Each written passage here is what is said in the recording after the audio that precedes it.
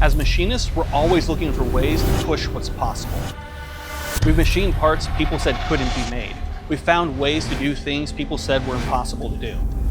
We're taking that a step further. This part we're making isn't necessarily practical. It's about thinking outside the box and finding new ways to make it happen. This part wouldn't be possible to make without a 5-axis CNC. So we'll be making this part on our YCM CX4 to see just how far we can push it. So earlier this year, we made this part. And this part is just basically showing how we did different styles of corner reliefs. And we have regular corners, relieved corners, milled corners, and then we showed you how to make these square corners in this box. So when we machined these square corners last time, that was hard enough as it is, but this time we're gonna take it to the next level, and we're gonna be machining these same square corners, but this time with a little bit of a twist.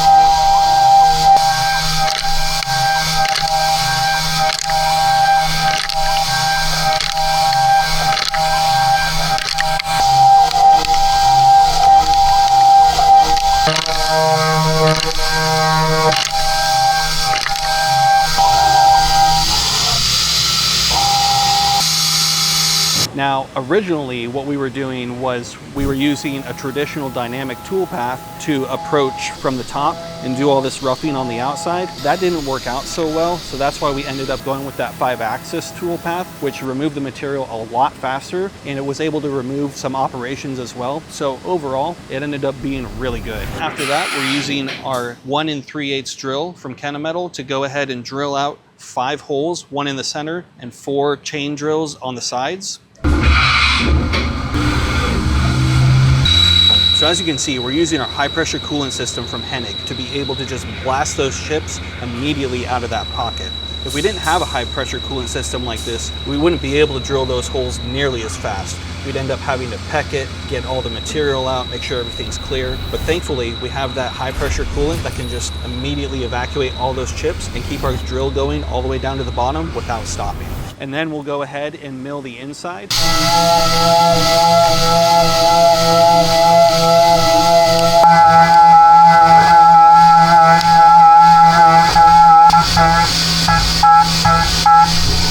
And then we will go ahead and finish the outside before we go back with our ball end mill to finish the inside.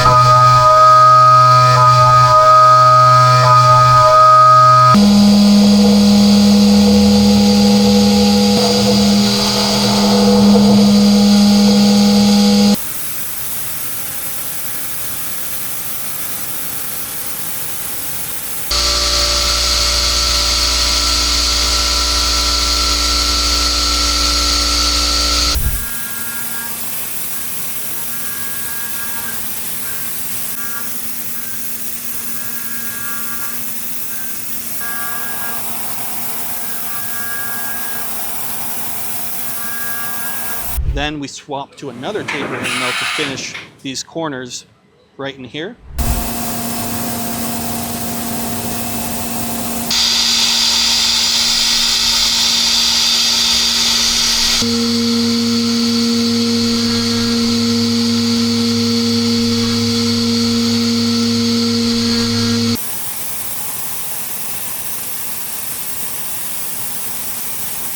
After that, we swap to our chamfer mill to go ahead and do the chamfers around the top on the outside of the part and on the inside of the part.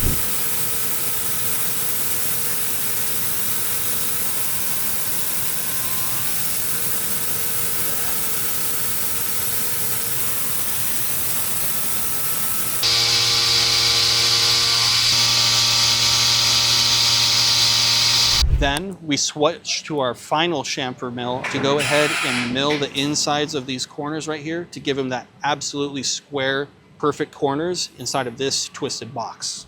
All right, so over here at our computer, and I'm gonna show you exactly how this toolpath works. So it's very similar to the first toolpath that we did in the first video, where we took the 60-degree chamfer mill and cleaned out those corners. This is doing essentially the exact same thing, only the rotary axis is twisting, along with the A-axis tilting, and the Z-axis pulling that tool upwards.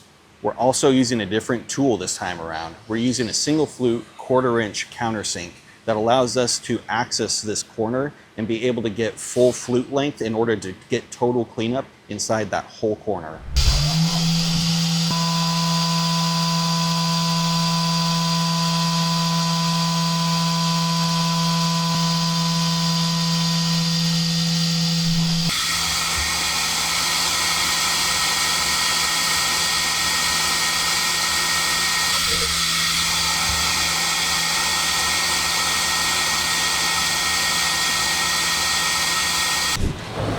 Okay, check this out. So this tool is getting super close to this part right here. This is why we need to make sure that we pick the right tooling and make sure that we have the exact right tool holder and the exact right tool length. If we didn't have the chamfer on this part right here, the tool would probably crash into it and that would just be a total disaster. We would have to restart cutting the part. We may even have to replace the tool holder or the tool itself. And so we really want to make sure that when we're coming in to do this corner right here, which is the most important feature of the part, that we have absolute clearance so that it can get in there and make that feature. And you know what they say in machining, clearance is clearance. So as long as we're clear, we should be good to go.